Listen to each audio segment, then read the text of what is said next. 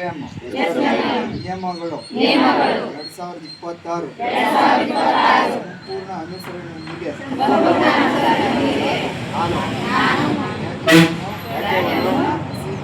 ಹಸಿ ತ್ಯಾಜ್ಯ, ಒಣ ತ್ಯಾಜ್ಯ, ನೈರ್ಮಲ್ಯ ತ್ಯಾಜ್ಯ ಮತ್ತು ವಿಶೇಷ ಆರೈಕೆ ತ್ಯಾಜ್ಯ ಎಂದು 4 ವರ್ಗಗಳಾಗಿ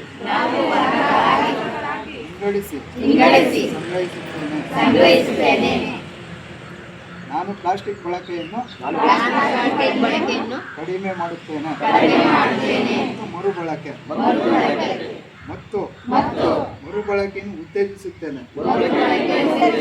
ಹಸಿ ತ್ಯಾಜ್ಯವನ್ನು ಗೊಬ್ಬರವಾಗಿಸುವುದು.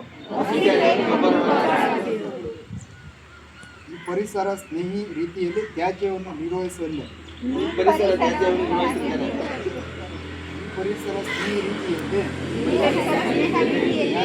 ನಿರ್ವಹಿಸುವಲ್ಲಿ ನಾನು ಭಾಗವಹಿಸುತ್ತೇನೆ. ಸಾರ್ವಜನಿಕ ಸ್ಥಳಗಳಲ್ಲಿ ತ್ಯಾಜ್ಯ ಎಸೆಯುವುದು, ಸುಡುವುದು, ಇತರ ಪರಿಸರಕ್ಕೆ ಹಾನಿಕಾರ ಚಟುವಟಿಕೆಗಳನ್ನು ನಾನು ತಡೆಯುತ್ತೇನೆ. ಘನತ್ಯಾಜ್ಯ ನಿರ್ವಹಣಾ